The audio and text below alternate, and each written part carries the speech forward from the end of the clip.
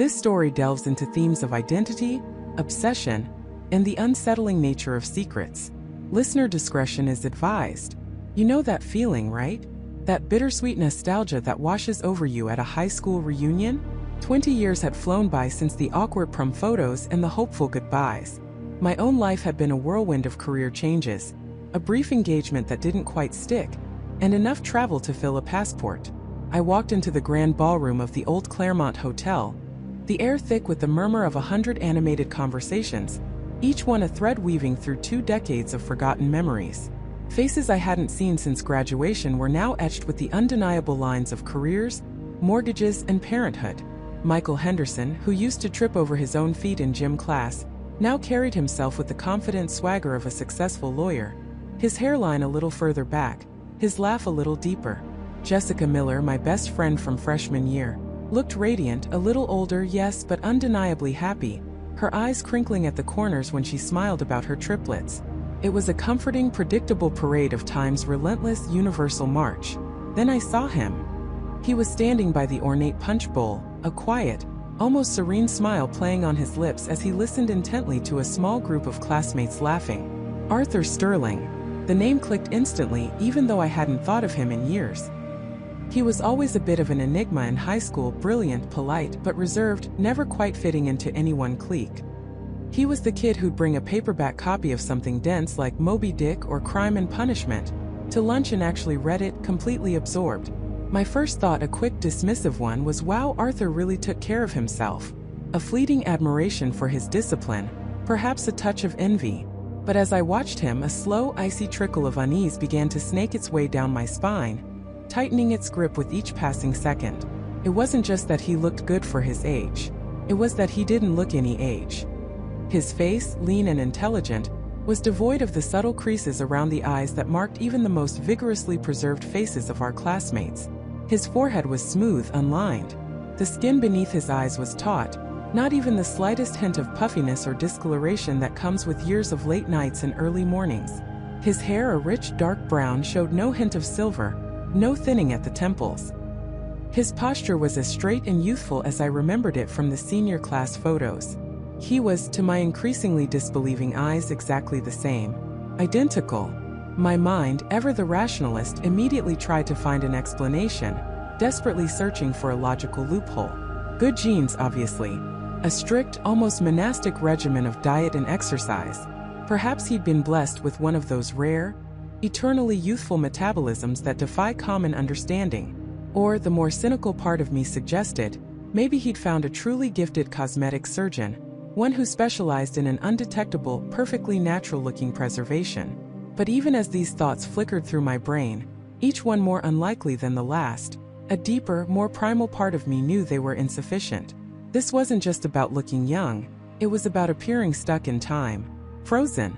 I nudged Jessica, who was just finishing a particularly amusing story about her triplets' latest antics.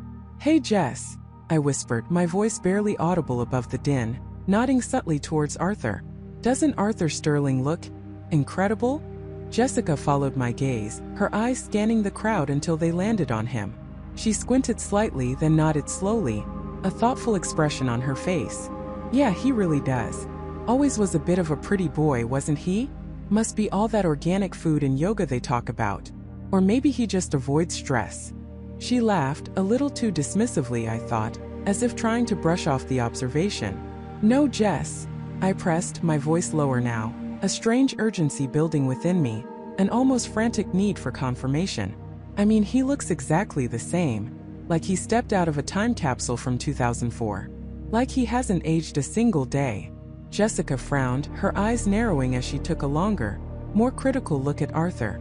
The easy laughter faded from her face, replaced by a growing perplexity. She ran a hand through her own slightly silver-streaked blonde hair, a gesture that seemed to emphasize the point. "You know, now that you really make me look. That is weird. I mean, everyone ages, right? Even the ones who try not to, there's always something.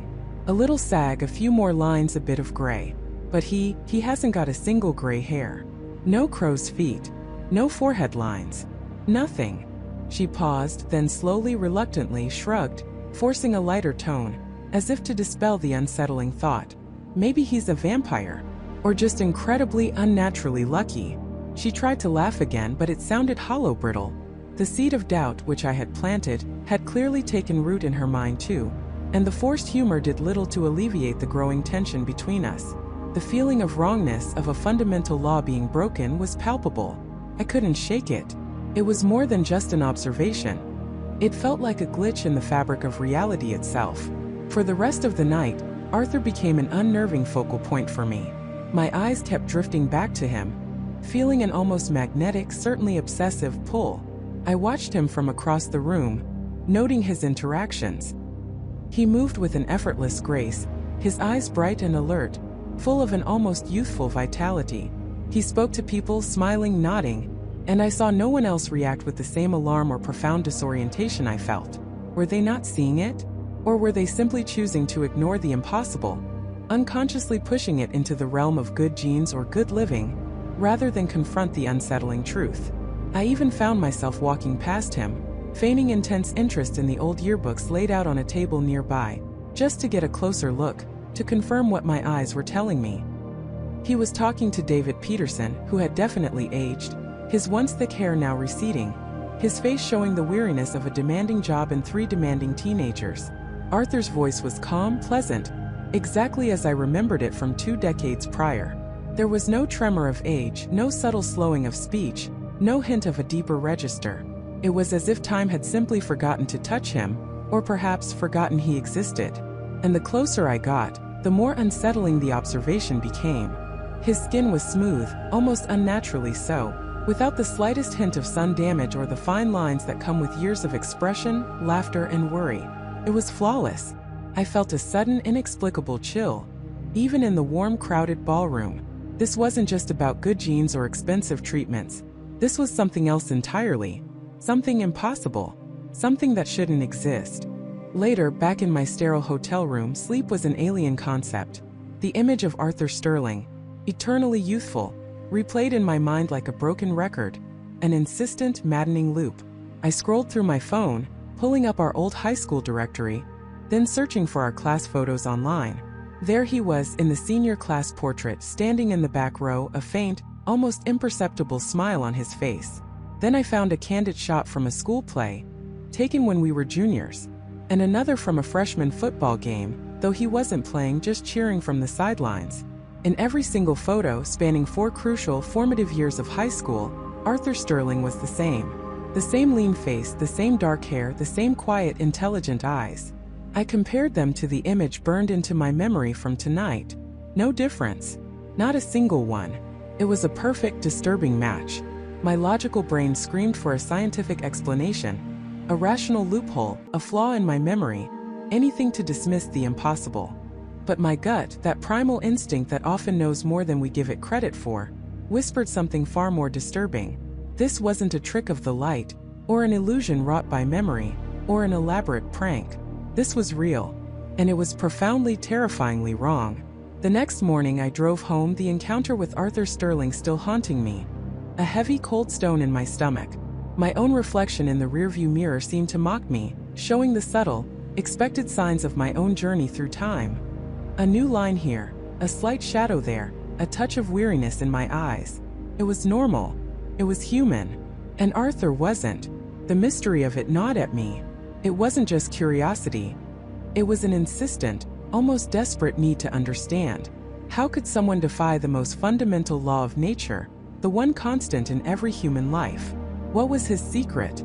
And more importantly, what did it mean for him, for me, for the very fabric of existence? I knew with a certainty that settled heavy in my stomach and sent a shiver down my spine, that I couldn't let this go. This wasn't just a strange anecdote from a reunion, something to dismiss with a chuckle. This was a puzzle, a profound anomaly that challenged everything I thought I knew about life, time, and humanity itself.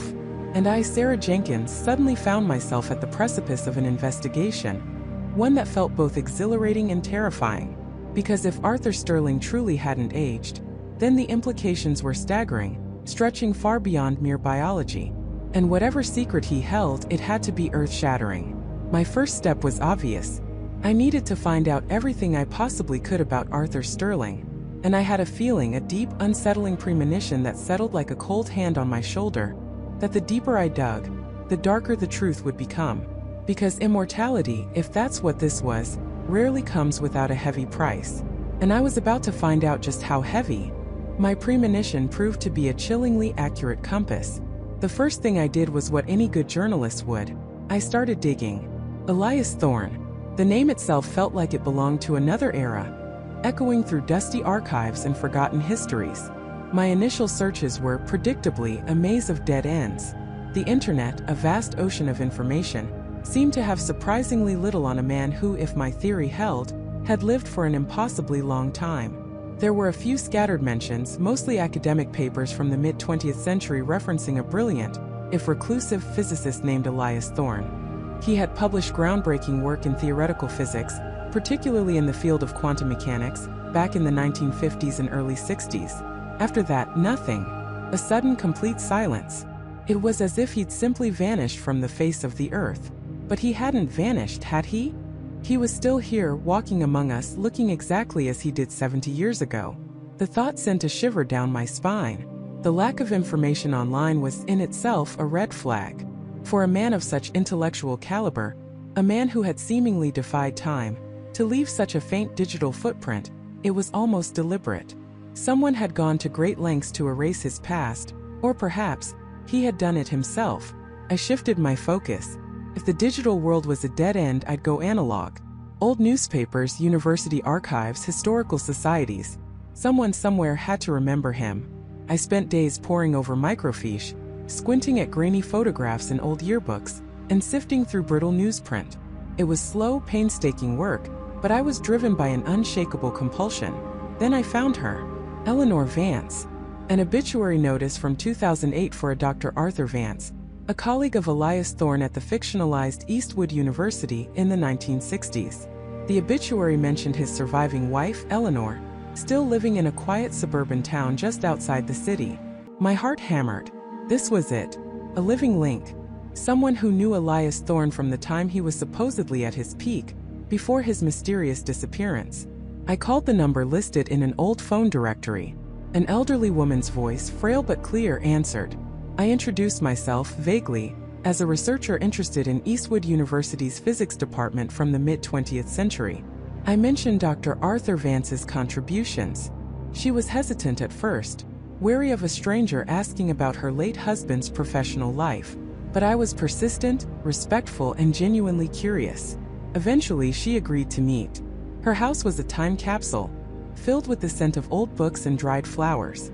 Eleanor Vance was a tiny woman, her silver hair pulled back in a neat bun, her eyes sharp and intelligent behind thick glasses. She offered me tea, her hands trembling slightly as she poured. We talked for a while about her husband, his work, the intellectual atmosphere of the university back then. I steered the conversation carefully, gradually bringing up other names, other colleagues. And do you remember a Dr. Elias Thorne? I asked, trying to keep my voice even. Her teacup clattered against the saucer. Her eyes, which had been warm and nostalgic, suddenly went cold, distant. A shadow passed over her face. Elias Thorne, she repeated, the name a whisper, almost a curse. Yes, I remember him. Her voice was barely audible.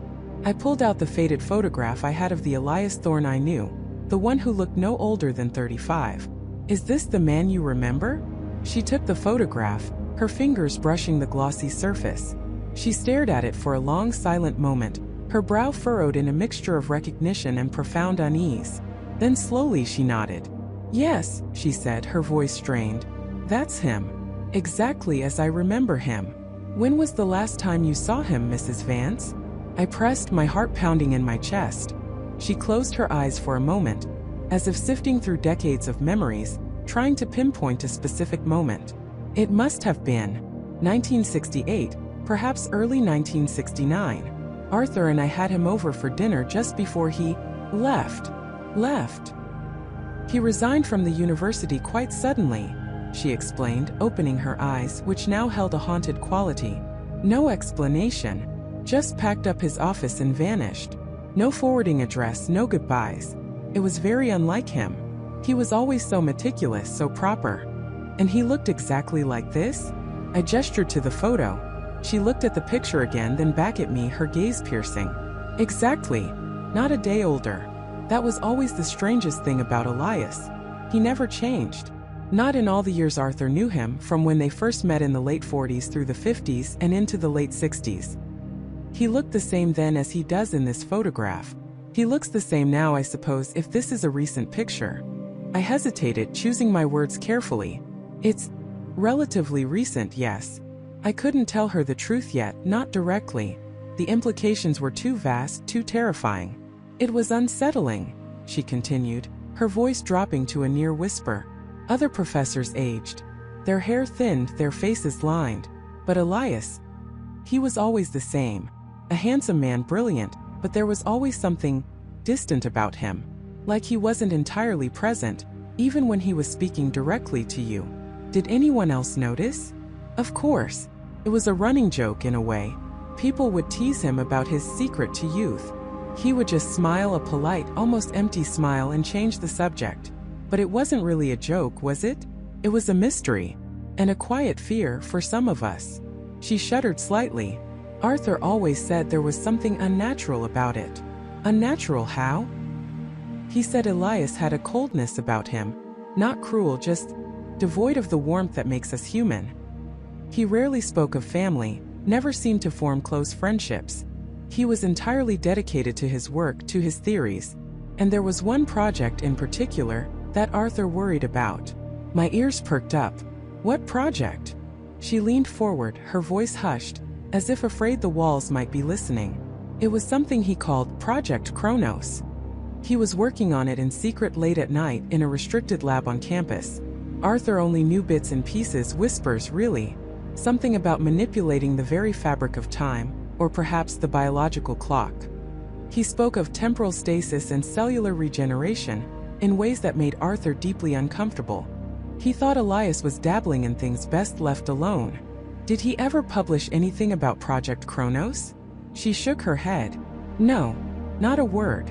It all stopped when he vanished.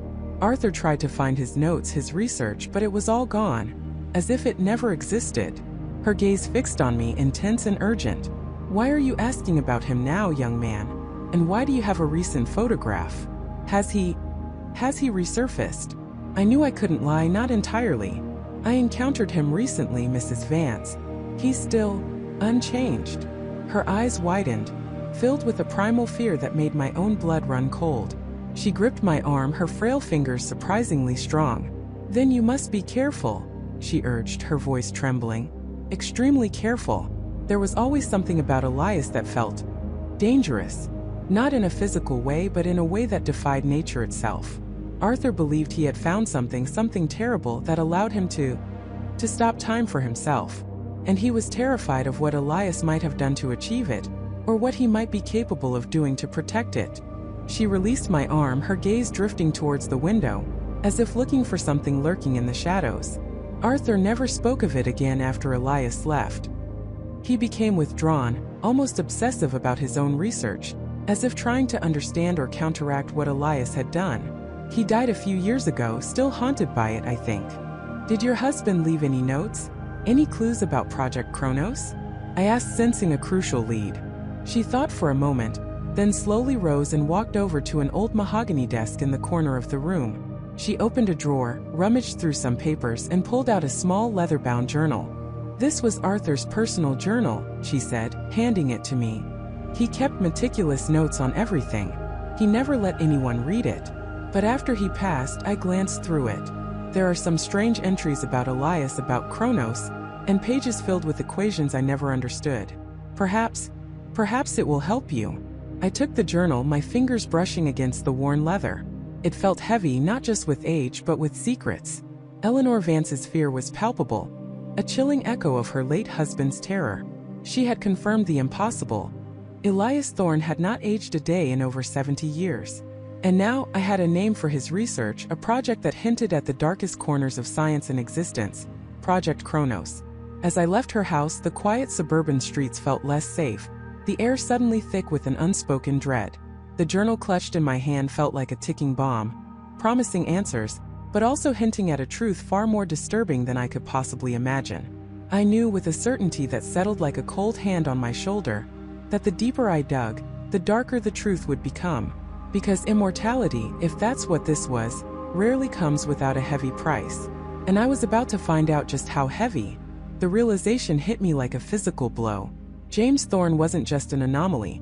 He was a living, breathing paradox, and my casual curiosity had just plunged headfirst into a profound, dangerous mystery. My mind raced, trying to reconcile the impossible. If he truly didn't age, if he had walked through centuries, what untold stories were etched into his unchanging gaze? What unspeakable burdens did he carry? And more importantly, what did it cost? Because nothing of this magnitude, nothing so fundamentally against the laws of nature, could exist without a terrifying equilibrium. I knew with a chilling certainty that I couldn't walk away. The puzzle had taken root, burrowing deep into my professional integrity and my personal fascination. I had to know, but I also knew I had to be careful. This wasn't just historical research anymore. It felt like I was poking a sleeping dragon. My initial approach had been too broad. I'd been looking for simple records of his birth, his life, his death. Now I needed to shift my focus. I wasn't looking for longevity. I was looking for disruptions, for anomalies in the gaps between his documented appearances. I needed to trace the shadows he cast, not just the light. I started with the most recent historical period. I had confirmed him in the late 19th and early 20th centuries.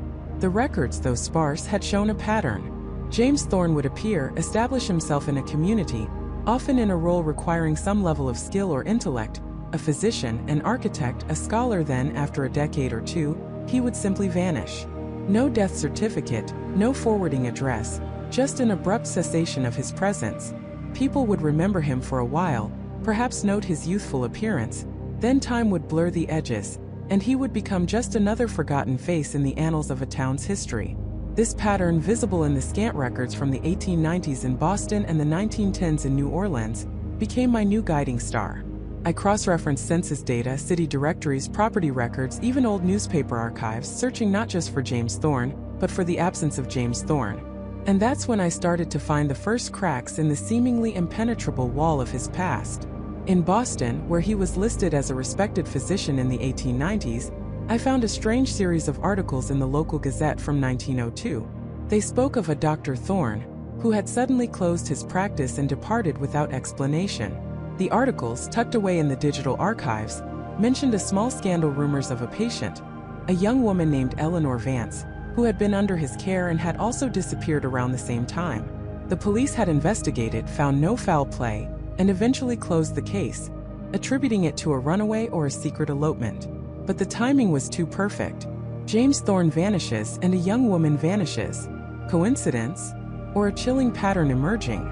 I pulled up the digitized copies of the old newspapers, zooming in on the grainy text. The descriptions of Dr. Thorne were vague, but one detail stood out. Remarkably youthful for his esteemed position. My blood ran cold. This wasn't just a coincidence. This was James Thorne. And the disappearance of Eleanor Vance was the first tangible hint of that heavy price. My focus sharpened, my fingers flying across the keyboard. I revisited the New Orleans records. James Thorne, architect, 1910s. Again, a sudden departure in 1923. And again, a local news story, though far more sensational and tragic. This time it wasn't a disappearance, but a death.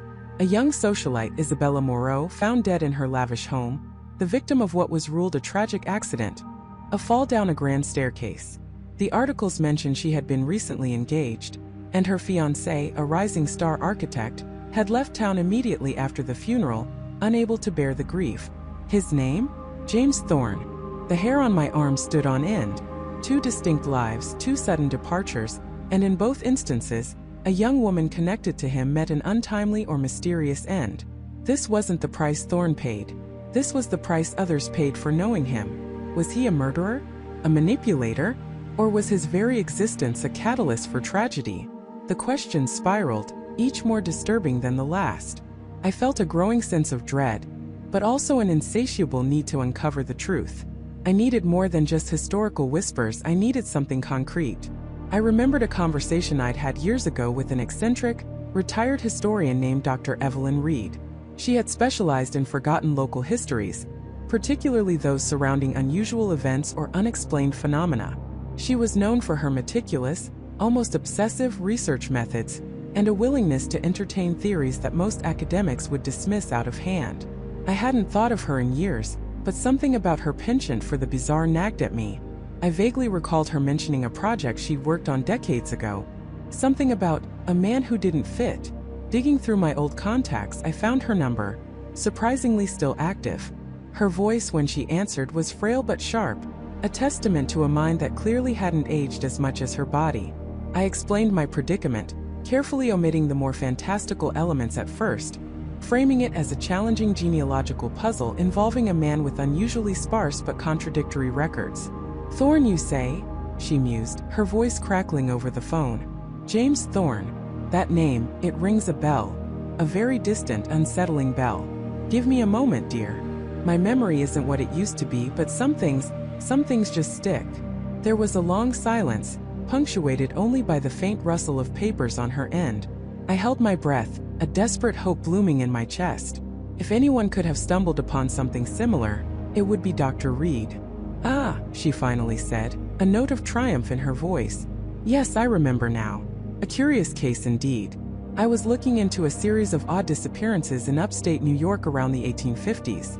Small towns, isolated, but a surprising number of young women, all around the same age, simply vanishing without a trace. The authorities blamed it on local drifters or Indian attacks as they called them then, but the patterns were too neat, too localized. And then I found him. A James Thorne, a traveling merchant who would arrive in a town, stay for a few years, and then move on, always just before another wave of disappearances. My heart hammered against my ribs. "Did you ever connect him directly, Dr. Reed?" "Never definitively," she sighed. "Always circumstantial. He was charming, well-liked, always had an alibi of sorts. But the timing was impeccable. And the descriptions of him, even from over 150 years ago, were always consistent. A man in his prime, ageless handsomeness, a youthful vigor that belied his years of travel. I tried to follow his trail, but he was like smoke. He'd leave and the paper trail would simply vanish for a decade or two, only to reappear in a different state, a different profession. It was maddening." "You suspected what?" I asked, barely daring to voice the thought that was screaming in my head. "I suspected he was involved," she stated plainly. "But not in the way the police thought. Not a simple abductor. It was colder, more systematic. As if these disappearances were a byproduct of his presence, not his direct action. A consequence, perhaps, of whatever strange secret he held." She paused, then added, almost as an afterthought, "I even found a small, almost insignificant detail. In one of the towns, a local constable, a man named Samuel Miller, became obsessed with Thorne. He spent years trying to prove his connection to the vanished girls. Miller disappeared himself in 1860, never to be seen again. Officially a hunting accident. But his notes, which I found hidden in an old church archive, spoke of Thorne as the Hollow Man, the collector of souls. He believed Thorne was feeding on something vital from these young women. The phone felt heavy in my hand. The collector of souls. The words resonated with a sickening clarity. This wasn't just a man who didn't age. This was something monstrous. The heavy price wasn't just a personal burden for Thorne. It was a devastating cost exacted from the innocent. "Dr. Reed," I said, my voice barely a whisper, "do you still have those notes?" "Constable Miller's notes. Somewhere among my mountains of files." She chuckled, a dry, papery sound. "I never published on it, of course. Too speculative, too unbelievable. But I kept everything. I always believed someone someday would pick up where I left off. We arranged to meet." I hung up the phone, my mind reeling. The charming, enigmatic James Thorne, the man who defied time, was beginning to look less like a marvel and more like a predator. The historical records, once confusing, now painted a chilling portrait. A trail of unresolved tragedies, always just outside the direct blame of Thorne, yet always coinciding with his presence and subsequent disappearance. Eleanor Vance, Isabella Moreau, and now a series of anonymous young women in the 1850s, and a dedicated constable who paid the ultimate price for getting too close. I felt a sudden intense prickle on the back of my neck. A cold sensation, not unlike the certainty that had settled on my shoulder earlier. I glanced around my small, cluttered office. The blinds were drawn, the door was locked, but the feeling persisted. A profound sense of being watched, of being known. It was a quiet, insidious awareness, like a shadow lengthening just beyond my peripheral vision. Had my inquiries, my digging stirred something? Was James Thorne or someone connected to him aware that I was unraveling his centuries-old tapestry of secrets? The thought sent a jolt of adrenaline through me. I was no longer just an academic chasing a historical curiosity. I was now a participant, an accidental player in a game far older and far more dangerous than I could have ever imagined. The heavy price wasn't just a historical footnote, it was a present danger. And I had a terrifying suspicion that I was quickly becoming a candidate to pay it. The heavy price wasn't just a historical footnote, it was a present danger. And I had a terrifying suspicion that I was quickly becoming a candidate to pay it. The very air in my apartment seemed to thicken, pressing down on me with the weight of that revelation. My mind reeled, trying to grasp the enormity of what I'd uncovered.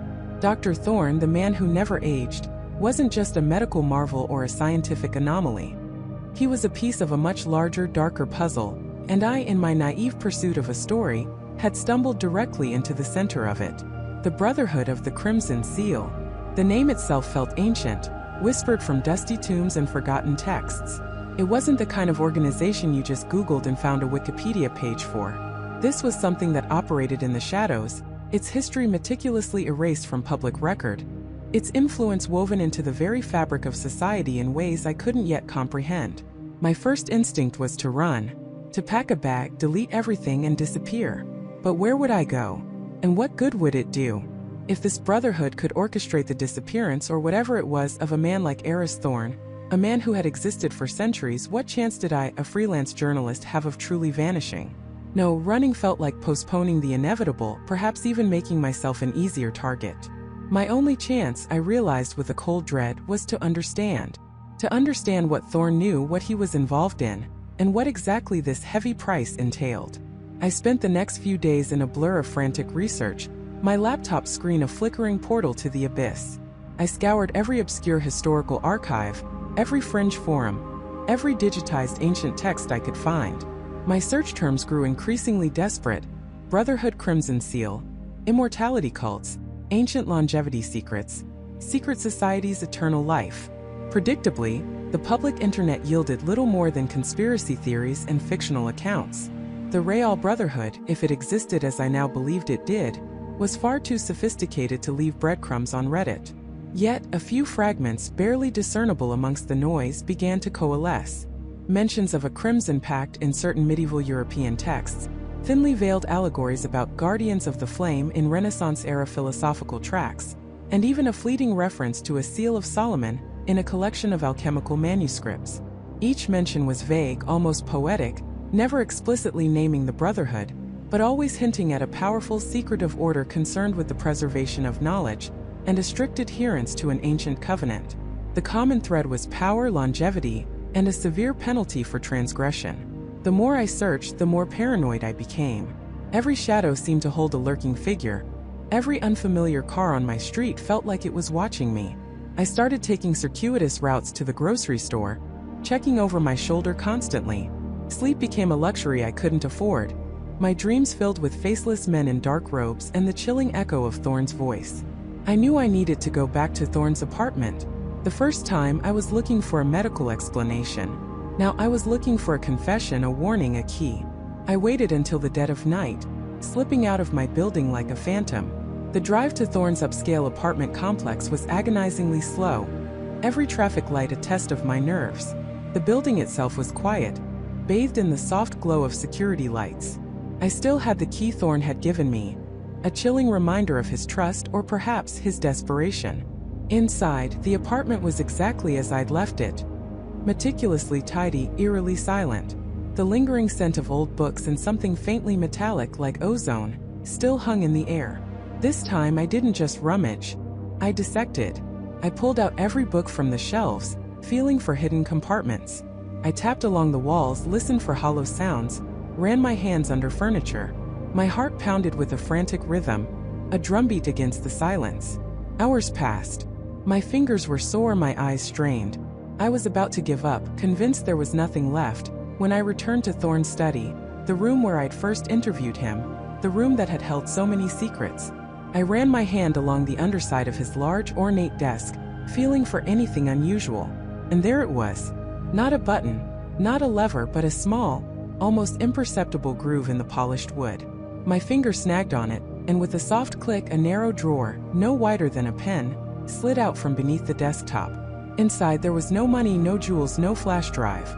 There was only a single aged leather-bound journal, its cover embossed with a faded, intricate symbol, a swirling crimson design that, with a jolt of recognition, I realized was a stylized representation of a wax seal.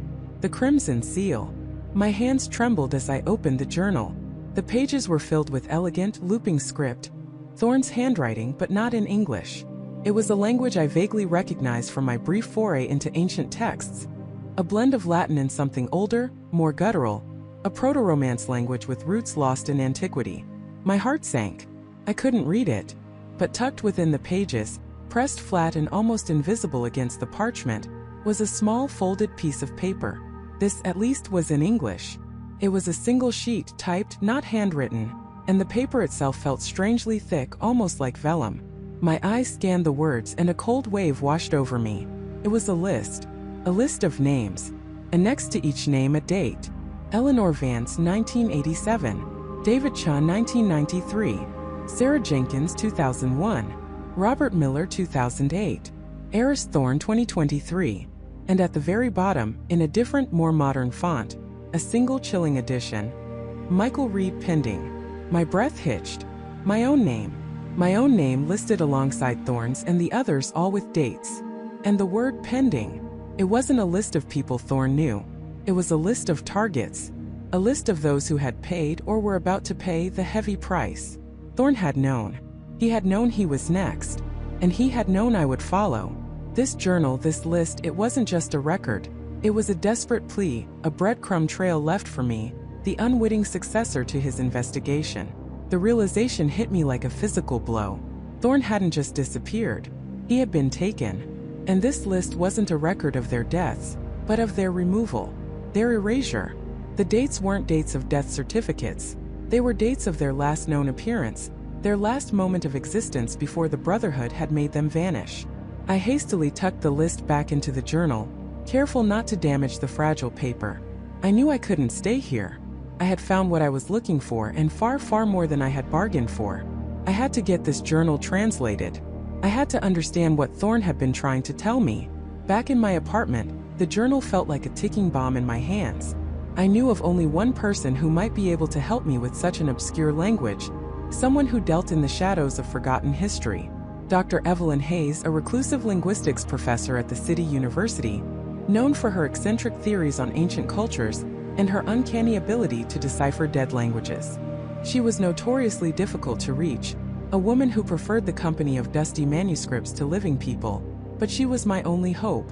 The next morning, I made my way to the university campus, the journal clutched tightly in my backpack. Evelyn's office was a chaotic labyrinth of books, papers, and artifacts, smelling faintly of old parchment and strong coffee. She was a woman in her late 60s, with a wild mane of silver hair and piercing blue eyes that seemed to see right through you. She peered at me over the rim of her spectacles as I entered, her expression one of mild annoyance. "Michael Reed, isn't it?" she rasped, her voice surprisingly deep. "You're late. My appointment was at 9, not 9:03. And what's that you're clutching like a sacred relic?" "Another lost Shakespeare play." I laid the journal carefully on her cluttered desk, pushing aside a stack of ancient clay tablets. "Dr. Hayes, I wouldn't bother you if it wasn't critically important. This journal belonged to Dr. Eris Thorne. He disappeared recently.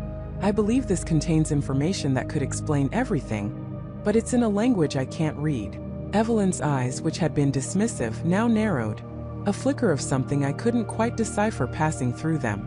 "Thorne? Eris Thorne? I haven't heard that name in decades. A brilliant mind, if a bit unorthodox.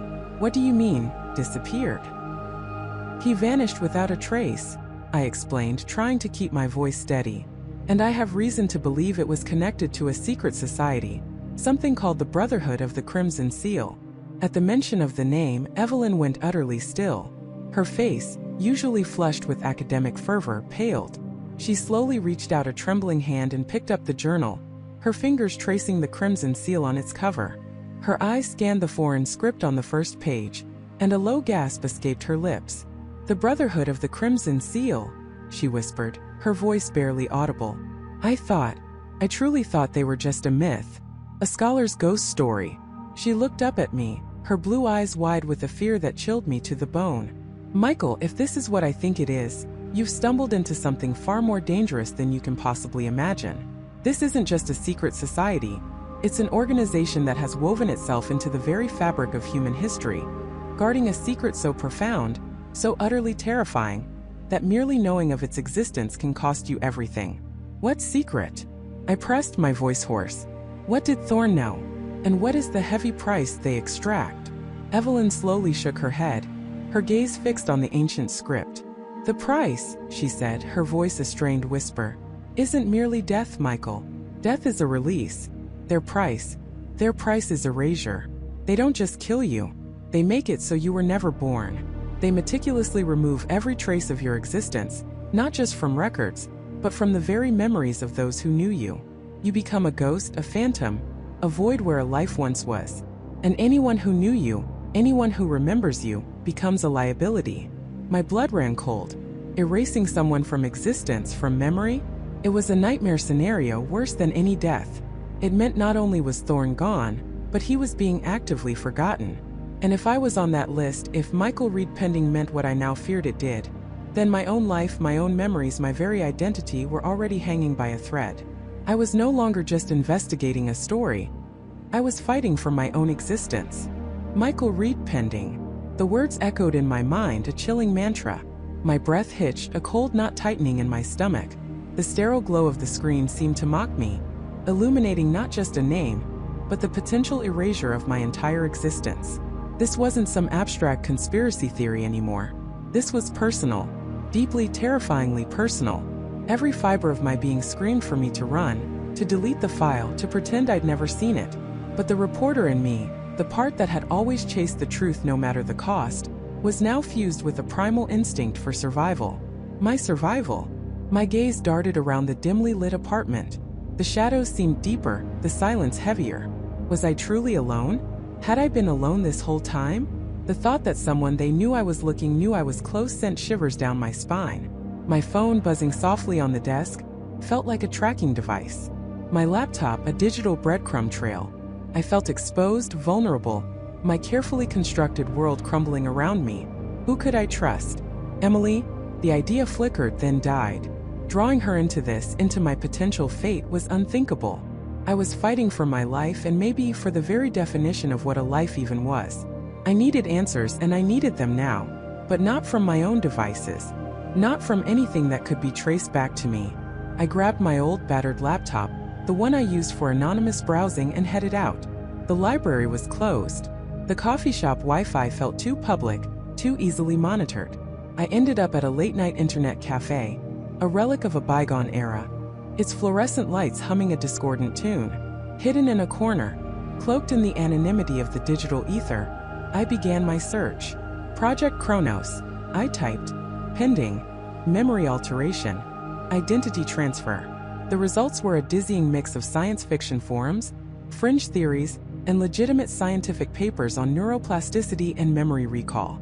Nothing that directly confirmed my fears. Nothing that explained Michael Reed Pending. But one phrase kept popping up in the periphery of my searches, often linked to defunct research grants or obscure academic journals. The Chronos Initiative. And within those mentions, a name. Dr. Evelyn Hayes. Evelyn Hayes.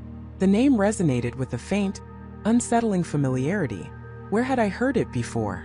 I scrolled through archived news articles, academic profiles, and even a few dusty online obituaries. Dr. Hayes had been a brilliant neuroscientist in the late 1980s, a pioneer in the field of memory formation and the aging brain. Her early work had been lauded, promising breakthroughs in treating Alzheimer's and other degenerative diseases. But then, around the mid-90s, her public profile had abruptly vanished. No retirement announcement, no major legacy projects. Just a sudden silence. It was the same pattern as David Chun, a brilliant mind focused on the very mechanisms of identity and time, disappearing without a trace. The hairs on my arm stood on end. This wasn't a coincidence. This was another thread in the same terrifying tapestry. I found an old forum post from a disgruntled former colleague of Dr. Hayes, complaining about unethical practices and a shadowy organization funding experimental research beyond scientific oversight. The post had been quickly deleted, but not before it was archived by a vigilant web crawler. The former colleague had mentioned a private research facility outside the city, where Dr. Hayes had supposedly continued her work in secret after leaving her university position. The address was vague, just a general area in the rural outskirts, a place I knew to be dotted with old, abandoned industrial parks and overgrown private estates. It was a long shot, a desperate gamble. But what choice did I have? My name was on their list. My identity was on the line. I spent the rest of the night meticulously planning, moving with a quiet urgency I hadn't felt since my earliest days as an investigative reporter. I bought a burner phone, paid in cash. I purchased a cheap, nondescript backpack and filled it with essentials: water, some energy bars, a first aid kit, a powerful flashlight, and a small discreet camera. I even considered a weapon but quickly dismissed the thought. This wasn't a fight I could win with brute force. This was a battle for information, for truth, for my very self. Before I left, I made a difficult decision. I wrote a letter to Emily. Just a short one, cryptic enough that it wouldn't immediately make sense to anyone else, but clear enough for her if something happened to me. I told her I loved her, that I was chasing a story that had become too dangerous to share, and that if she didn't hear from me in 48 hours, she should contact the police and tell them everything I told her about David Chan, about the missing memories, about the files. I sealed it, addressed it, and left it prominently on my kitchen counter, knowing that it might be the last communication I ever had with anyone I cared about. The drive out of the city was eerily quiet. The pre-dawn darkness pressed in on all sides, the streetlights slowly giving way to the vast, encompassing blackness of the countryside. My mind raced, replaying every detail I'd uncovered, every unsettling whisper, every chilling implication. Was David Chan a victim, a subject, or a perpetrator? Was he truly immortal, or was his agelessness a byproduct of whatever Project Kronos was doing? And what about me? Was I destined to become another one of their experiments, my memories wiped clean, my identity rewritten? The road became rougher, unpaved in sections winding through dense woods. The air grew colder, carrying the damp scent of earth and decaying leaves. My headlights cut through the gloom, illuminating gnarled trees that seemed to reach out like skeletal fingers. I passed derelict farmhouses, their windows like vacant eyesores staring into the void. The sense of isolation grew with every mile. Finally, the GPS, using the vague coordinates I'd pieced together from the forum post and old property records, indicated I was close. I pulled off the main road onto a barely visible dirt track, overgrown with weeds and brambles. It was clearly disused, designed to deter casual visitors. This was it. I parked the car deep within a thicket of trees, far enough from the road to be hidden, but close enough to make a quick escape if necessary. I killed the engine, plunging myself into a profound silence broken only by the chirping of crickets and the rustling of leaves in the wind. I got out, my flashlight clutched in my hand, its beam cutting a path through the oppressive darkness. The air was thick with a palpable tension, a feeling of being watched. Every shadow seemed to hold a secret, every rustle of leaves a potential threat. Ahead, through a break in the trees, I saw it. A towering, imposing structure, almost completely swallowed by overgrown vines and wild foliage. It looked like an old, abandoned research facility, or perhaps a forgotten sanatorium. Its architecture was a stark, brutalist style, all concrete and sharp angles, softened only by the decay of decades. No lights, no sounds, just a looming silhouette against the faint glow of the distant city. A rusted, wrought iron gate, half off its hinges, marked the entrance. Beyond it, a long winding driveway, cracked and crumbling, led to the main building. It was exactly as the forum post described, isolated, forgotten, and radiating an unsettling aura of past secrets. My heart hammered against my ribs, a frantic drumbeat against the silence. This was it, the lair of the beast, the source of the mystery, the place where David Chan might have become the man who never aged, and the place where Michael Reed might cease to exist.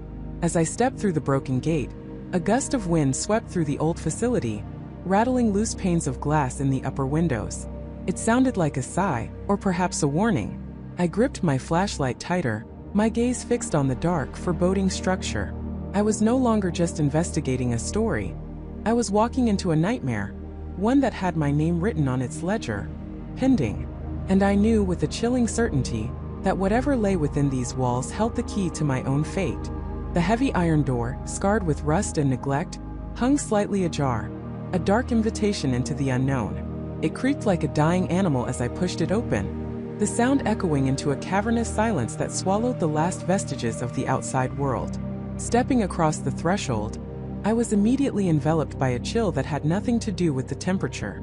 It was the cold of forgotten secrets, of ambition turned to dust. My flashlight beam cut through the oppressive darkness, revealing a vast, desolate reception area. Dust motes danced like spectral insects in the single shaft of light filtering through a grimy window high above. A long marble-topped counter, chipped and stained, stretched across one side. Behind it a wall of empty mail slots and a clock frozen at an unknown hour. The air was thick with the scent of mildew and something else. Something metallic and faintly chemical, a ghost of experiments long concluded. Every step I took seemed to amplify the silence, each crunch of debris under my boots sounding like a gunshot. The building was a labyrinth of shadows and echoes. I moved deeper, my light sweeping across peeling paint, water-stained ceilings, and long corridors branching off into impenetrable gloom. This wasn't just an abandoned facility. It felt like a tomb where something had been buried alive. I found the first signs of its true purpose in a side room off the main hall. It was a former security office, its console ripped out, wires dangling like severed nerves. But on a dusty shelf half hidden beneath a fallen ceiling tile, I found a stack of old employee ID badges. They were laminated, surprisingly intact. I picked one up, wiping away the grime. The photo showed a stern-faced man with thick glasses. His name, Dr. Elias Thorne. Department, Chronocellular Research. Chronocellular Research. The word sent a jolt through me. It was too specific, too perfect to be a coincidence. This was it. This was the place where they had tried to unravel the very fabric of time within human biology. I pocketed the badge, a chilling souvenir, and continued my search. The corridors twisted and turned.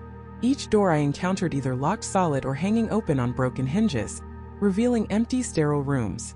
It was like walking through the skeletal remains of a scientific endeavor. Then I found it. A heavy steel door, unlike the others, stood slightly ajar. A faint, almost imperceptible hum vibrated from within. Pushing the door open, I stepped into what was unmistakably a laboratory, or what remained of one. It was larger than any of the other rooms, filled with hulking silhouettes of equipment, draped in white sheets like shrouded corpses. The hum grew louder here, a low, steady thrum that seemed to emanate from the very walls. My flashlight beam cut through the gloom, revealing rows of workbenches, glass beakers, and complex machinery. On one workbench, amidst a scattering of rusted tools and discarded wiring, I found a series of thick, leather-bound journals. They were old, their covers cracked, but the pages within were filled with meticulous handwriting, dense with scientific jargon and dates. These were laboratory logs. My heart pounded as I opened the first one. The entries were dated decades ago, spanning years. They detailed experiments, observations, and theories related to cellular regeneration and aging. The language was complex, but certain phrases jumped out at me.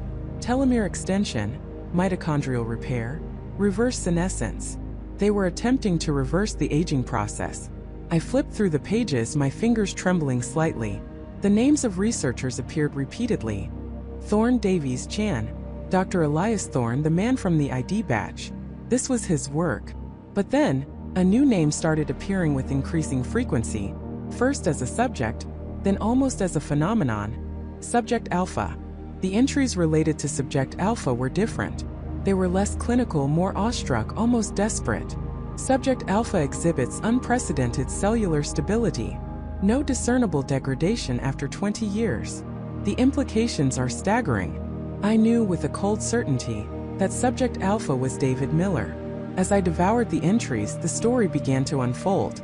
Dr. Thorne and his team, driven by an almost messianic zeal, had developed a unique compound, a chronoaccelerant designed to stabilize and even rejuvenate cells. They had tested it on various subjects with limited success until Subject Alpha. What made him different? The journals hinted at a unique genetic predisposition, a rare marker that allowed the compound to work with unimaginable efficacy. But the logs also hinted at growing ethical concerns. Davies is concerned about the long-term psychological effects. Chun argues we are playing God. Thorne's replies were always dismissive, focused solely on the scientific breakthrough.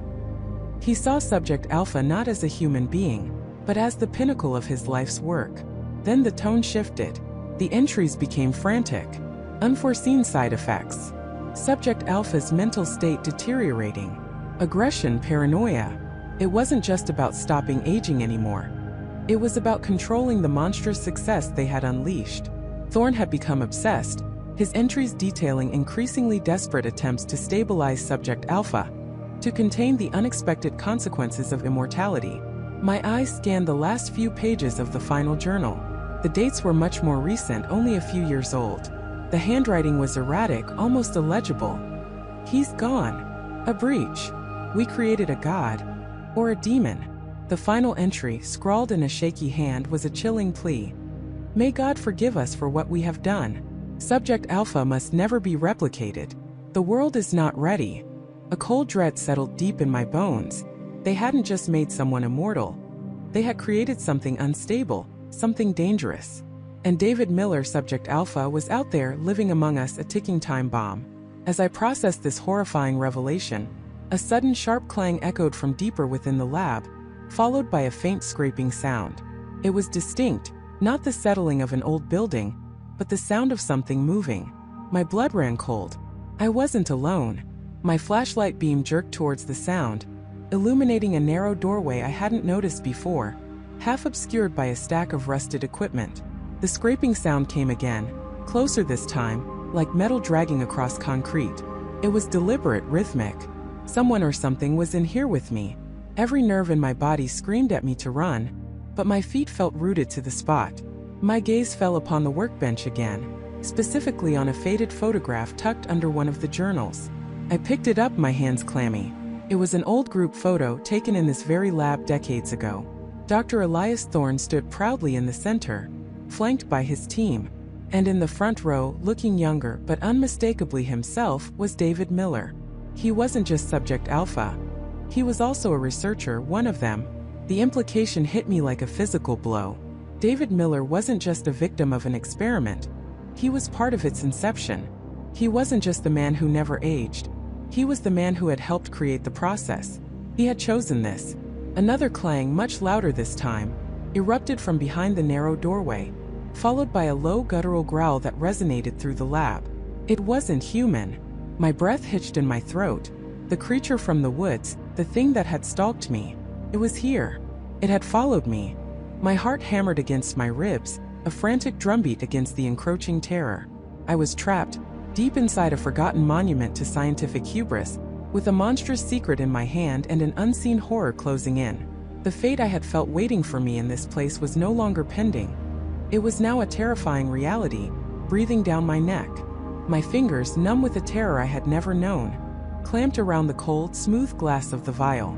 It was heavier than it looked, containing a swirling, viscous liquid that seemed to absorb the scant, flickering light from the dying emergency lamps. A soft, almost imperceptible hum resonated from within it, a low thrumming that vibrated through my bones, a counterpoint to the growing chorus of mechanical groans and distant, echoing thuds that now filled the cavernous chamber. The air, already stale and heavy with the scent of ozone and decay, grew colder, as if the very walls were exhaling a frigid warning. I risked a glance at the vial. There was no label, no discernible markings, only a single intricately etched symbol near the stopper. A stylized serpent Ouroboros devouring its own tail, but with a crucial difference. Instead of a smooth, continuous circle, the serpent's body was segmented, almost like a timeline, each segment subtly shifting in color from a vibrant emerald to a deep bruised purple. It was a macabre twist on an ancient symbol of eternity, hinting not at endless renewal, but perhaps endless transformation. Or worse, endless decay disguised as life. The thudding grew louder, rhythmic, deliberate. It wasn't the random collapse of aged machinery. It was the sound of something moving with purpose, something heavy and relentless, drawing closer through the labyrinthine corridors. My breath hitched in my throat. Every instinct screamed at me to run, to drop the vial and flee the insidious hum and the approaching footsteps, but my feet felt rooted to the spot. This was it, the culmination of David's secret, the heart of the enigma, and it was about to consume me. Then a low guttural growl ripped through the air, chilling me to the marrow. It was not human, not animal in any way I recognized. It was a sound born of pain and something far more ancient, something broken and remade. My eyes darted to the archway I had just emerged from, then to the other shadowed passages leading deeper into the facility.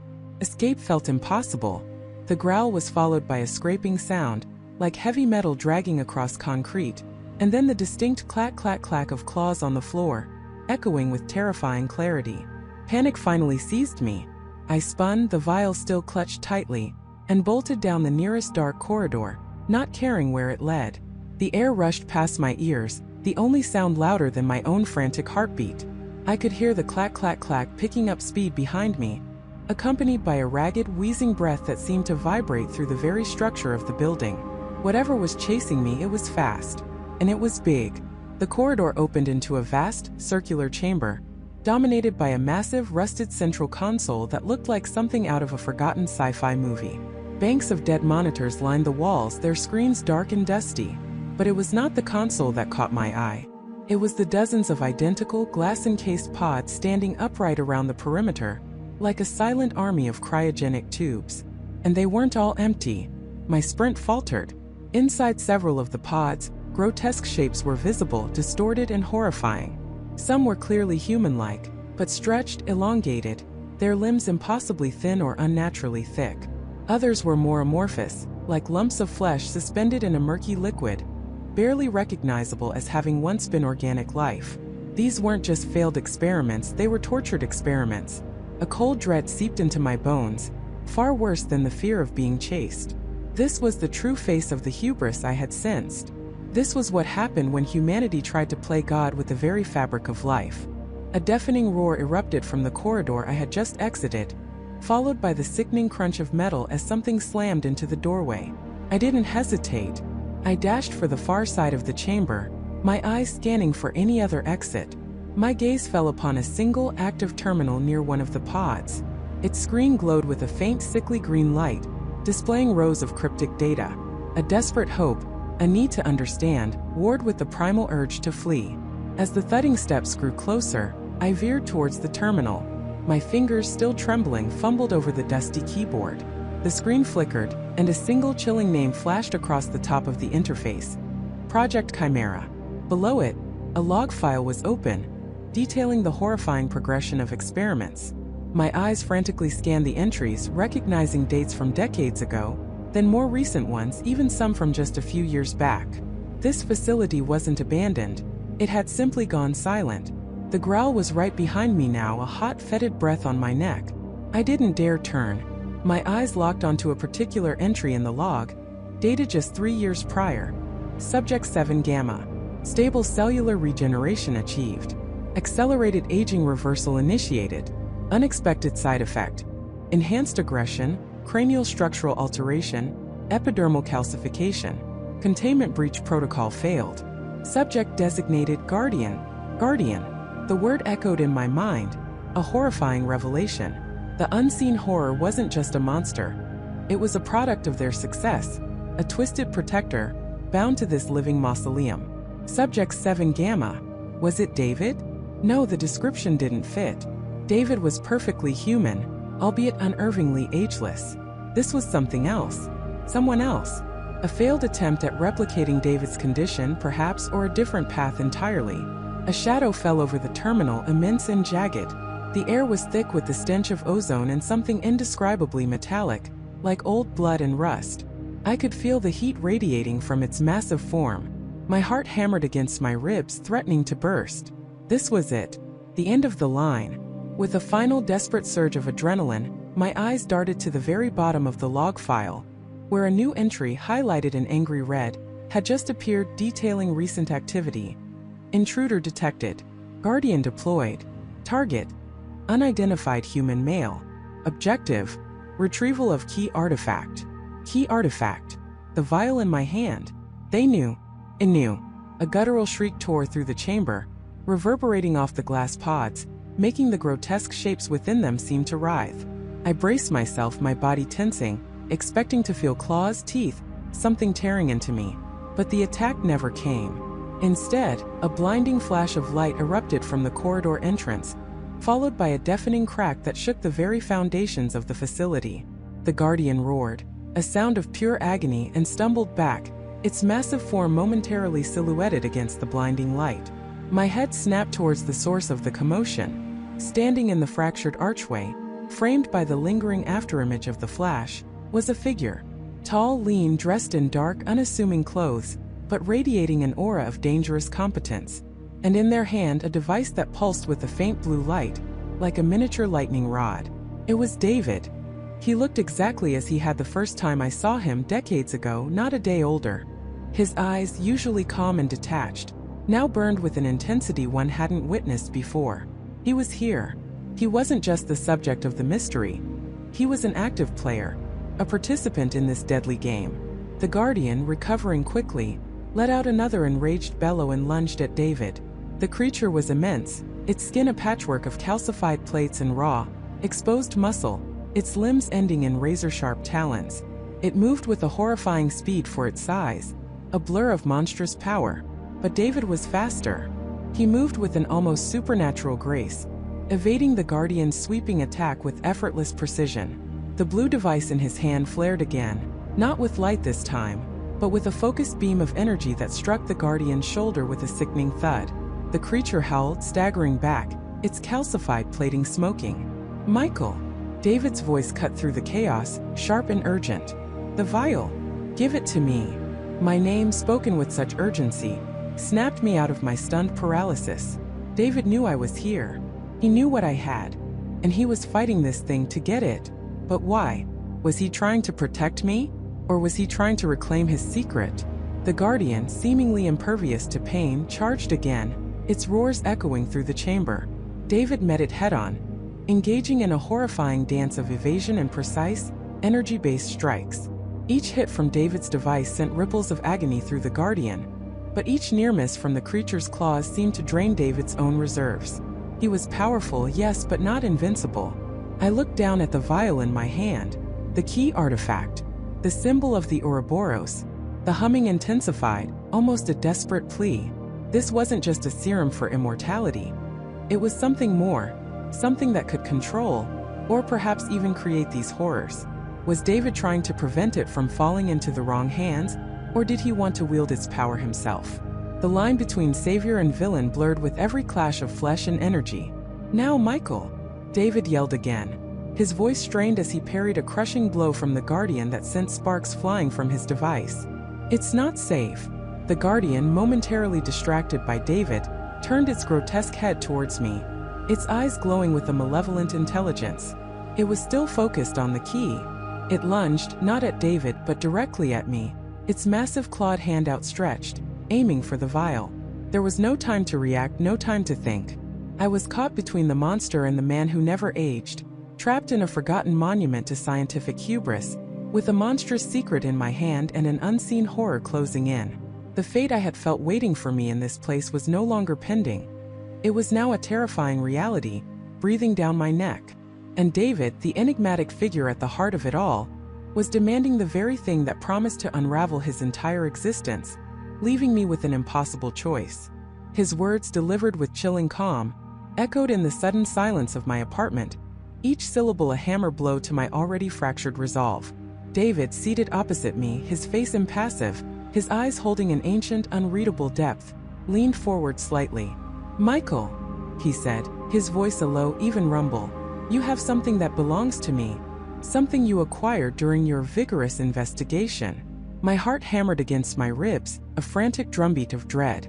I knew what he meant. The journal, Dr. Eris Thorne's personal research log, hidden beneath a loose floorboard in his abandoned cabin, a cabin I had stumbled upon weeks ago, drawn by a breadcrumb trail of whispers and old newspaper clippings. It was a relic bound in worn leather, its pages filled with Thorne's frantic, often coded handwriting. It was the key, the terrifying blueprint to David's impossible existence. "I don't know what you're talking about," I lied, my voice a strained whisper, betraying the tremor in my hands. I gripped the armrests of my chair, knuckles white. A faint, almost imperceptible smile touched David's lips, devoid of warmth. "Please, Michael, let's not waste time with theatrics. I know everything. I know you found Thorne's journal.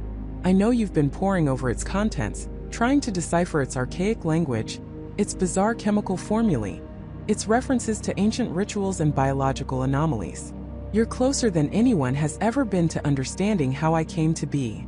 A cold dread seeped into my bones. He knew. He hadn't just suspected. He had known all along. Every step I'd taken, every secret I'd unearthed, he had been watching. The realization was more terrifying than any direct threat. It meant I had no sanctuary, no hidden corners where I could truly be safe. And now, David continued, his gaze unwavering, pinning me like a specimen, I want it back. Or rather, I want it destroyed. It is the last remaining piece of my past that could ever be used against me, or worse, replicated by those who would seek to understand and exploit its dark knowledge. The choice he presented was stark, brutal, and utterly impossible.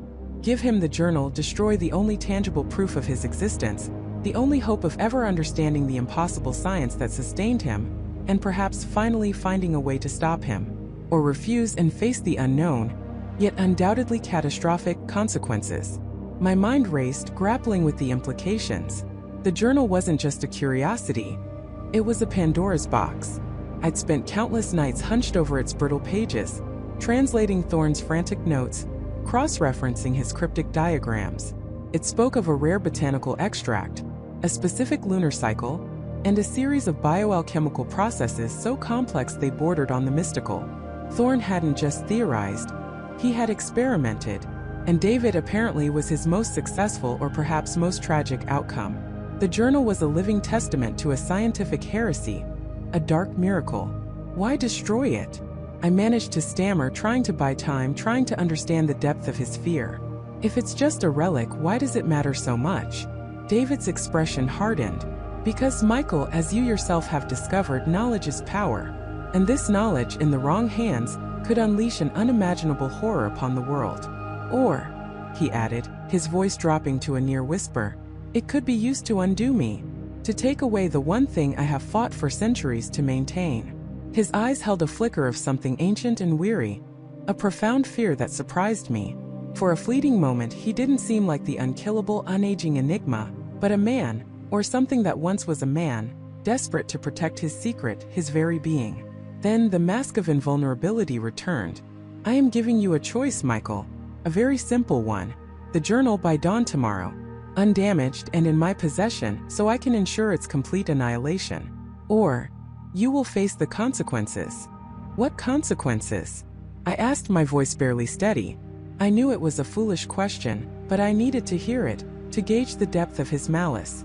He leaned back, a casual gesture that was anything but reassuring. You have a friend, don't you? A bright young woman, works at the university library. Sarah, I believe her name is. The blood drained from my face. Sarah, my colleague, my confidant, the one person I had confided in, albeit vaguely, about my increasingly bizarre obsession with David.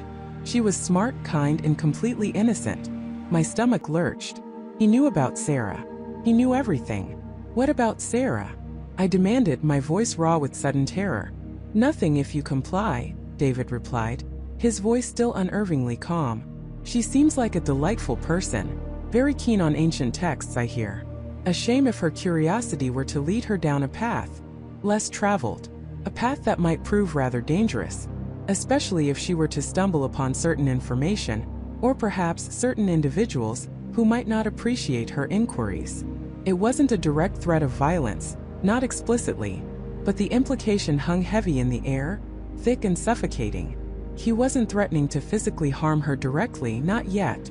He was threatening to expose her to the very darkness I was trying to contain, to make her a target, to draw her into the terrifying orbit of his ageless existence. And I knew with a sickening certainty that he was capable of far worse. Sarah, with her kind smile and her earnest love for history, would be utterly defenseless against him. A wave of nausea washed over me. This wasn't just about my life anymore, or the pursuit of some abstract truth. This was about Sarah, her safety, her future. My actions had inadvertently put her in harm's way. The weight of that responsibility was crushing. I thought back to the night I found the journal. It was raining, a relentless downpour, when I'd finally located Thorne's derelict cabin, deep in the woods of upstate New York. The place was a ruin long abandoned, but something had drawn me there. a faded newspaper clipping about Thorn's mysterious disappearance decades ago, and a strange recurring symbol I'd recognized from some of David's earlier, more obscure appearances. Inside, mold clung to everything, but beneath a loose floorboard near a crumbling fireplace, I'd discovered it. The leather-bound book, surprisingly intact, its pages filled with intricate drawings of cellular structures, alchemical symbols, and a precise, almost poetic description of a transformation, a metamorphosis that sounded both miraculous and monstrous. Thorn had written about extending life, not just for years, but for centuries, through a delicate balance of biological manipulation and an unknown, perhaps supernatural, catalyst. He'd even mentioned as subject zero, an initial success, a man named D. Vance. David Vance. I had meticulously photographed every page, then carefully hidden the physical journal in a secure, undisclosed location, a place I believed only I knew. I had been so proud of my discovery, so convinced I was finally cracking the code. Now that triumph felt like the most colossal mistake of my life. "You have until dawn," David reiterated, rising slowly from his chair. His movements were fluid, graceful, almost predatory. "Do not disappoint me, Michael. The consequences of refusal will be far-reaching and irreversible." He walked towards the door, his silhouette imposing against the dim light filtering from the hallway. He didn't look back. The apartment felt suddenly cavernous, the silence deafening. I was alone, but the oppressive presence of his ultimatum lingered, a suffocating shroud. My hands flew to my head, gripping my hair. Sarah. Innocent, unsuspecting Sarah. How could I have been so reckless? So blind? I had been so consumed by the chase, by the intoxicating allure of the mystery, that I had failed to see the danger I was inviting into my own life, and worse, into the lives of those I cared about. The journal. The truth. The only weapon I had against David, against the terrifying implications of his existence. And he wanted it destroyed. Forever. If I gave it to him, I would be erasing the last tangible link to his past, allowing him to vanish back into the shadows, his secret intact, his power unchallenged. He would continue his endless, silent march through history, leaving a trail of questions and forgotten lives in his wake. But if I refused, Sarah, the image of her bright, inquisitive eyes, her infectious laughter, flashed before me. Could I live with myself if something happened to her because of my stubborn pursuit of a truth that might destroy us all? The impossible choice was no longer theoretical. It was a terrifying reality breathing down my neck. And David, the enigmatic figure at the heart of it all, was demanding the very thing that promised to unravel his entire existence, leaving me with an impossible choice. The sun would rise in a matter of hours, and with it my decision would be made, or made for me. The sun was indeed rising, its first faint blush painting the eastern sky a sickly gray. My decision, or rather my forced capitulation, hung heavy in the suffocating silence of my apartment. Give Caleb the journal, and potentially sign my own death warrant or condemn humanity to ignorance. Refuse and face the wrath of an entity whose power I barely understood, but profoundly feared. I looked at the worn leather-bound book, its pages filled with the elegant, antiquated script of Elias Thorne. Jessica's final words echoed in my mind. "Protect it, Michael. It's the only way." Protect it from whom? From Caleb. But how do you protect something from a ghost who walks among us, unseen, unheard, yet undeniably present? My mind raced, fueled by exhaustion and a desperate surge of adrenaline. I couldn't just hand it over. Not after everything. Not after Jessica. Not after David. There had to be another way. A way to fight back, even if it meant risking everything. I thought about the fragmented entries I'd managed to decipher, the cryptic allusions to ancient rituals, celestial alignments, and a power that transcended human understanding. Thorne, in his later entries, had grown increasingly paranoid, convinced he was being watched, hunted. He spoke of a guardian, a keeper of the eternal flame, an entity that had existed since the dawn of civilizations, subtly influencing history, guiding events, ensuring its own survival and the perpetuation of its gift. Caleb. It had to be Caleb. Thorne hadn't just discovered the secret to immortality. He'd stumbled upon Caleb's secret. And Caleb, it seemed, wasn't merely immortal. He was something far older, far more entrenched in the fabric of existence than I could have ever imagined. He wasn't just a man who never aged. He was the man, the original, the source. And the journal, I realized with a sickening lurch, wasn't just a record of Thorne's discovery. It was a potential threat to Caleb's very existence, a blueprint to his longevity, or perhaps a vulnerability. What if it contained the opposite of immortality? What if it held the key to ending it? That would explain his desperation. A new terrifying idea began to form in my mind, born of desperation. If Caleb wanted the journal so badly, it meant he didn't already possess its full knowledge. Maybe he knew what Thorne had discovered, but not how he discovered it, or more importantly, what he planned to do with it. What if the journal contained the method to replicate his gift? Or worse, to undo it?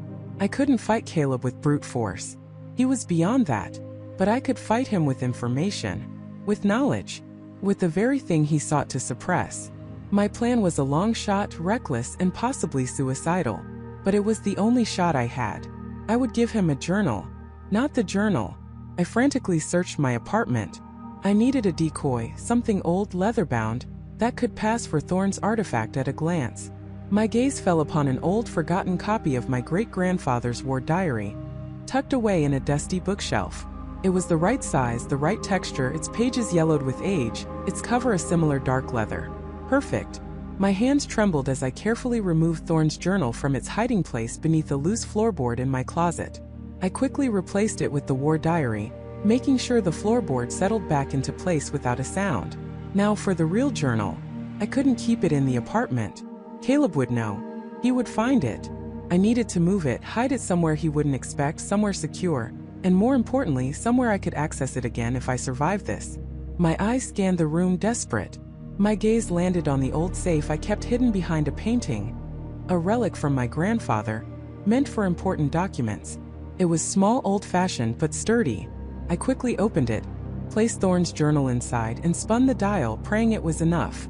It wasn't a permanent solution, but it bought me time. I then took the decoy journal, my great-grandfather's diary, and placed it prominently on my coffee table, as if I had been studying it. I wanted Caleb to think I was playing his game, that I was scared and compliant. A cold dread settled in my stomach. Caleb was watching. He was always watching. He would know I was stalling, that I was trying to deceive him. But perhaps the sheer audacity of the attempt would buy me a few precious moments. The first rays of sunlight pierced through my window, painting streaks across the living room. The time had come. My decision had been made. A low hum vibrated through the floorboards, a subtle tremor that I felt more than heard. It wasn't an earthquake. It was something far more sinister. The air in the room grew heavy, charged with an unseen energy. The faint smell of ozone, like before a thunderstorm, filled my nostrils. Then a voice, not from the air, but from inside my head, deep and resonant, yet utterly devoid of warmth. Asterisk, a commendable effort, Michael. Deception. A human trait I find both amusing and tiresome. Asterisk. My heart hammered against my ribs. He knew. Of course he knew. Asterisk, you believe you can outwit me? After all this time, after all I have shown you. Asterisk, the voice was laced with an ancient weariness, but underneath, a chilling impatience. Asterisk, the journal. Now. Asterisk. I swallowed hard, my mouth suddenly dry. I have it, I projected mentally, trying to keep my voice steady, but we need to talk. Face to face. A ripple of what felt like amusement, or perhaps contempt, emanated from the unseen presence. Asterisk, such theatrics. You are in no position to bargain. You are merely delaying the inevitable. Asterisk. Delaying is better than surrendering. I thought back, trying to sound defiant despite the tremor in my hands. What do you want with it, Caleb? What is it you're so afraid of? The air grew impossibly cold, and shadows in the corners of the room seemed to deepen, to coil and writhe. Asterisk, fear is a human construct, Michael. I merely seek to maintain order, to prevent chaos. Thorne was a fool, a meddler. He unearthed truths best left buried. Asterisk. Truths about you? I pressed, pushing my luck. About what you are. About how you became this. An overwhelming wave of pressure slammed into my mind like a physical blow. I gasped, clutching my head, a searing pain blooming behind my eyes. It felt as if my skull was being crushed from the inside out. I stumbled backward, falling onto the sofa, my vision blurring. Asterisk, you test my patience, mortal. You have no idea the forces you trifle with. The journal contains information that, in the wrong hands, could unravel the very fabric of existence. It is not merely a record of my condition. It is a map, a key, a weapon. Asterisk. The pain subsided as quickly as it came, leaving me breathless and trembling. I knew then that my decoy plan was a flimsy shield. He was playing with me, letting me think I had a choice, letting me think I could outmaneuver him. What kind of weapon? I whispered, my voice hoarse. Asterisk. One that could awaken dormant energies. One that could upset the delicate balance I have painstakingly maintained for millennia. Asterisk. His voice was closer now, not just in my head, but seeming to emanate from the very air around me. Thorn believed he could control it. He believed he could wield it. He was tragically mistaken. What happened to him? I asked, though I already suspected the answer. A long drawn-out silence. A silence that hummed with ancient sorrow and terrible power. Asterisk. He became an example, a warning. As will you, if you continue this foolish resistance. Asterisk. Suddenly, the front door to my apartment, which I had locked, swung inward with a soft click, revealing nothing but the empty hallway. No wind, no visible force. Just the door invitingly ajar. Asterisk. The journal, Michael. Bring it to me. Now, or I will take it. And everything else you hold dear. Asterisk.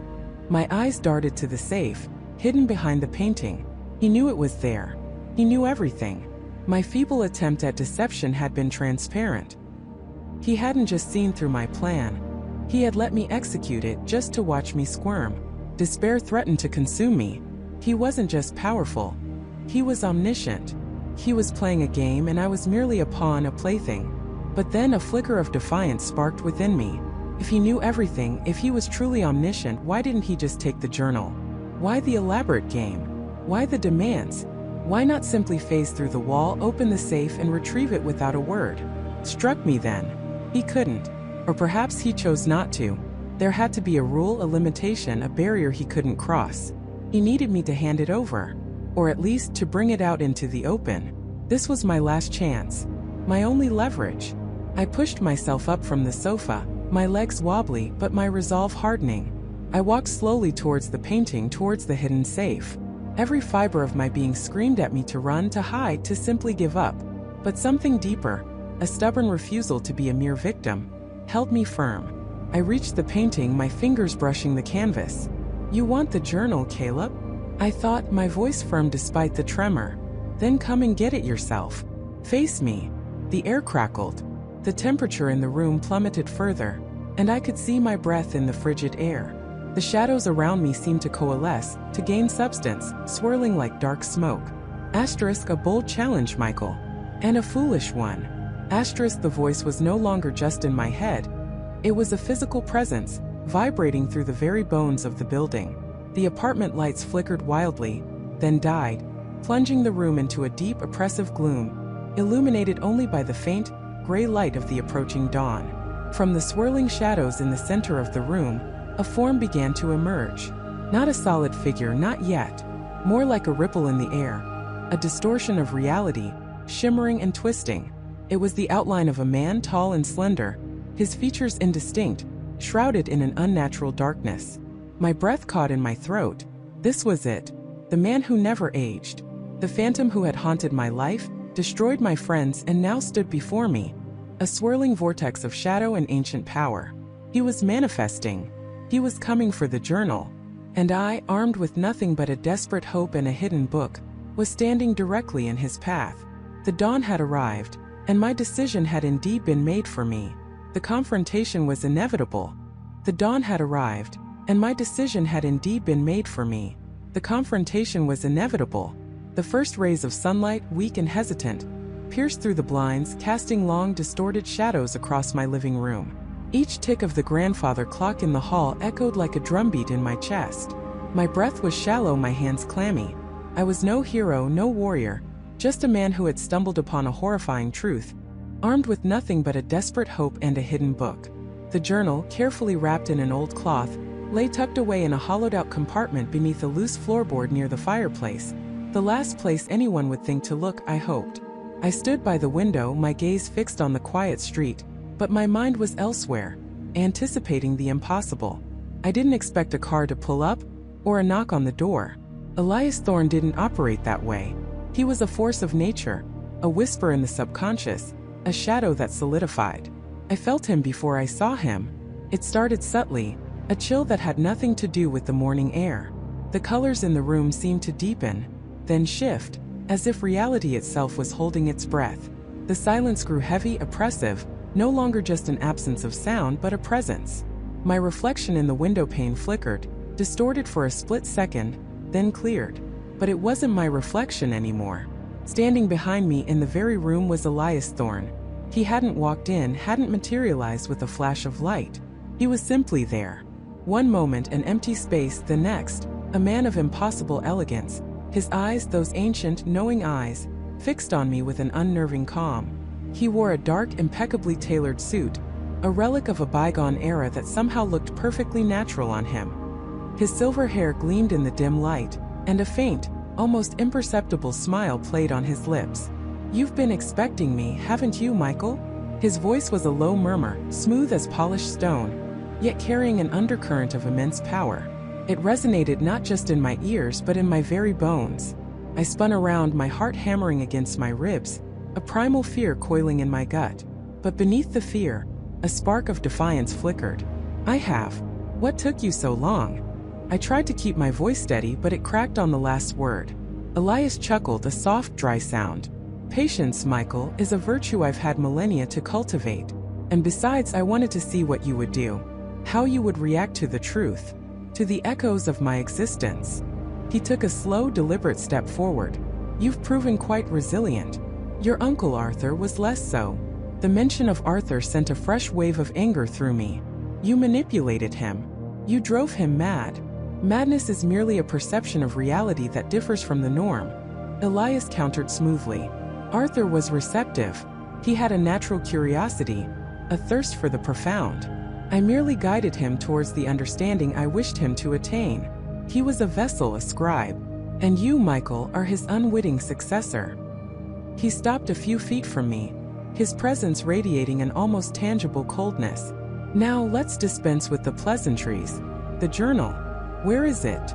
I swallowed, my mouth suddenly dry. "It's safe. Where you'll never get it." Elias's smile widened, showing not a hint of mirth, but a chilling certainty. "Oh, Michael, you truly believe you can hide something from me? I am woven into its very fabric.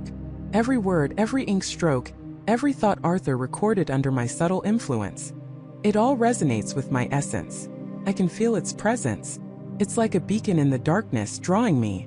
His gaze drifted towards the fireplace, lingering for a moment on the floorboards. My blood ran cold. He knew. "What is it you truly want with it?" I asked, desperation lacing my voice. "It's just a book. Words on paper." Elias let out a sigh, a sound of ancient weariness. "Just a book? You still don't understand, do you? It is far more than that. It is my anchor, my blueprint, my very existence distilled and preserved." He took another step, closing the distance between us. I instinctively recoiled, but found my feet rooted to the spot. It was like trying to move through thick mud. "I am not merely a man who does not age, Michael. That is a simplistic interpretation. I am a being that has learned to defy the natural order of entropy, to manipulate the flow of time and memory around myself, creating a bubble of perpetual being." The journal contains the intricate formulas, the psychological anchors, the precise temporal equations that sustain this state. His eyes, impossibly deep, seemed to peer into my soul. Imagine, if you will, a complex machine, exquisitely crafted, perfectly balanced. The journal is its operating manual, its schematics, its energy source all in one. Without it, my existence becomes unstable, chaotic. I would unravel not into death but into something far worse. A scattered consciousness, an echo without form, forever adrift in the temporal currents I once so meticulously controlled. The true horror of his words began to sink in. This wasn't about immortality for fame or power in the conventional sense. It was about survival against an existential threat. And the journal was the key. "And if someone else reads it?" I whispered, my gaze flicking towards the floorboard. "If its secrets are known?" Elias's expression darkened, the faint smile vanishing. Then chaos. Others would attempt to replicate the process without the millennia of understanding, without the delicate balance. They would tear at the fabric of existence, creating ruptures, temporal paradoxes, and ultimately, unleash forces they could never comprehend. Or worse, they would become rivals, competing for the very energies that sustain me, disrupting my delicate equilibrium. My existence is a solitary one for a reason, Michael. It must be. He extended a hand, not reaching for me but gesturing around the room. The shadows in the corners deepened, twisting into grotesque shapes.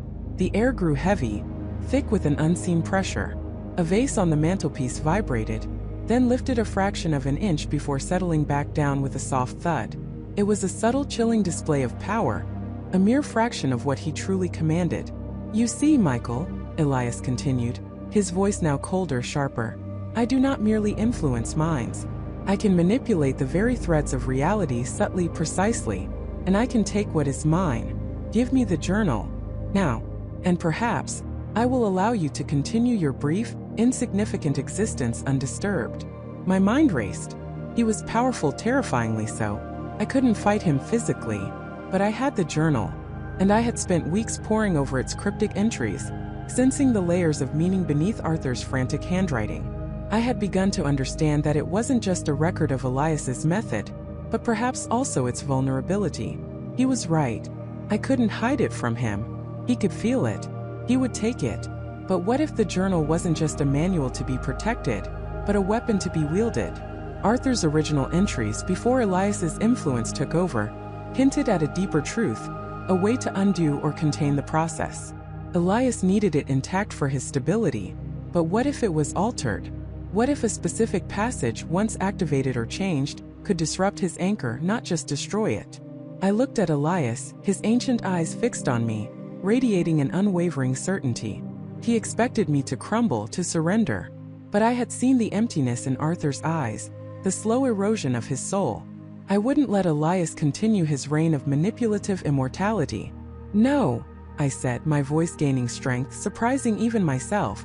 "I won't give it to you." Elias's smile vanished completely. His eyes narrowed, and the air in the room crackled with an unseen energy. A foolish defiance, Michael. A brief, pointless rebellion against the inevitable. Before he could take another step, before he could exert his will to simply seize the journal, I moved. Ignoring the oppressive weight in the air, ignoring the fear that screamed in my mind, I dropped to my knees, wrenching at the loose floorboard with a desperate strength I didn't know I possessed. The wood groaned, giving way, and I plunged my hand into the hidden compartment. My fingers closed around the cloth-wrapped journal. "You need this journal to sustain yourself, Elias," I said, rising to my feet, the book clutched tightly in my hand. "But what if its anchor isn't just a blueprint? What if it's also a cage?" Elias's composure faltered, just for an instant. A flicker of genuine surprise, perhaps even alarm, crossed his face. "What have you done?" he hissed, his voice losing its calm cadence, a raw edge of ancient fury entering it. I didn't answer. I ripped the cloth away, revealing the leather-bound book. With trembling fingers, I flipped through its pages, searching for the passage I had marked, the one Arthur had scribbled just before his descent into madness, the one that hinted at a countermeasure, a way to reclaim the essence of what was taken. Elias lunged, or rather, the air around him rippled and he was suddenly closer, his hand outstretched, his eyes blazing with a cold, terrifying light. "No!" he roared, a sound that seemed to tear at the very fabric of the house. But I was faster. Or perhaps, fueled by desperation, I simply willed myself to be. My gaze locked on the specific sequence of symbols and words, a ritual of reversal hidden within the layers of his own creation. I took a deep breath and began to read aloud. I took a deep breath and began to read aloud. The words felt ancient on my tongue, a language not meant for human vocal cords, vibrating with an unseen energy. They were a strange mix of Latin-like syllables and symbols that seemed to shift and reform even as my eyes scanned them. The air in the room grew heavy, thick with an unseen pressure, like the atmosphere before a violent storm. Dust motes danced erratically in the faint light, swirling into miniature vortices that vanished as quickly as they appeared. Elias Thorne, who had been watching me with an unnerving stillness, suddenly flinched. A low guttural sound escaped his throat, a sound of profound discomfort, not anger. His perfectly smooth skin, the very hallmark of his unnatural existence, seemed to ripple, as if an unseen tremor passed beneath its surface. I continued to read, my voice gaining an unexpected strength, fueled by a primal instinct to finish what I had started. The symbols on the page seemed to glow faintly, an inner light that pulsed in rhythm with my accelerating heartbeat. The room began to hum, a deep resonant sound that vibrated not just in my ears, but in my very bones. Elias let out a sharp gasp, a sound of agony. He clutched at his chest, his eyes wide, fixed on me with a mixture of terror and a strange dawning acceptance. His vibrant, almost luminous eyes seemed to recede, losing some of their impossible youthful intensity. A fine network of lines, almost imperceptible at first, began to etch itself around the corners of his eyes, then his mouth. "Stop!" he rasped, his voice suddenly weaker, strained. "Please, you don't understand." But I couldn't stop. The words were a torrent, a river of sound that flowed from me, carrying me along in its relentless current. Each syllable, each phrase felt like a brick being placed in an invisible wall, building towards an inevitable culmination. The air grew colder, an unnatural chill seeping into my skin. The transformation accelerated. The lines on Elias's face deepened, becoming furrows. His perfectly sculpted jawline softened, sagging. The rich, dark color of his hair began to recede from his temples, revealing patches of startling white. It was like watching a time-lapse video playing out in horrifying real-time before my very eyes. He stumbled backwards, knocking over a stack of ancient tomes with a clatter that was swallowed by the escalating hum of the room. He collapsed into a dusty armchair, his movements suddenly jerky, uncoordinated. His hands, which had been so unervingly smooth and unblemished, now showed the first faint mottling of age spots, the subtle prominence of veins beneath thinning skin. "It's not freedom," he choked, a desperate plea in his voice. "It's undoing." I paused, my voice faltering slightly, but the momentum of the words, the power of the ritual, pulled me forward. I couldn't stop, even if I wanted to. It was as if the ancient text had taken on a life of its own, using my voice as its conduit. Elias Thorne, the man who had never aged, was now aging before me with terrifying speed. His skin grew papery, translucent. His once straight back curved, his shoulders slumping. His eyes, once so captivating, were now clouded, filled with a profound weariness that seemed to have been accumulating for centuries. His clothes, which had fit him perfectly minutes ago, now hung loosely on his shrinking frame. "The price," he whispered, his voice a dry rustle, barely audible above the rising crescendo of the ritual. I only wanted to live, but it wasn't living. It was existing, a constant hunger, a drain. Every moment, a theft. The full horror of his curse dawned on me. He wasn't simply immortal. He was a parasite, inadvertently siphoning life, youth, and vitality from the world around him, from those he encountered, to maintain his own unchanging state. His inability to form lasting connections, to stay in one place, wasn't just about protecting his secret. It was about mitigating the slow, insidious drain he inflicted. The ritual I was reading wasn't just reversing his immortality. It was reversing the flow of stolen time, returning it, or perhaps simply forcing him to experience every single moment of the centuries he had bypassed, all at once. His hair turned completely white, then brittle, falling out in clumps onto his shoulders. His once firm lips thinned and dried, cracking open. His teeth, once perfect, yellowed and loosened. His body convulsed, a painful, shuddering collapse into himself. He was shrinking, desiccating, becoming a husk. "The loneliness," he gasped, his voice now a mere creak. "The endless cycle, watching them all fade while I remained. A statue in a flowing river." His words painted a picture of an eternity not of joy, but of profound, soul-crushing isolation. He wasn't the master of time. He was its prisoner, its victim. The youthful facade had hidden a soul burdened by unimaginable sorrow and regret. I reached the final passages, my voice hoarse, my throat burning.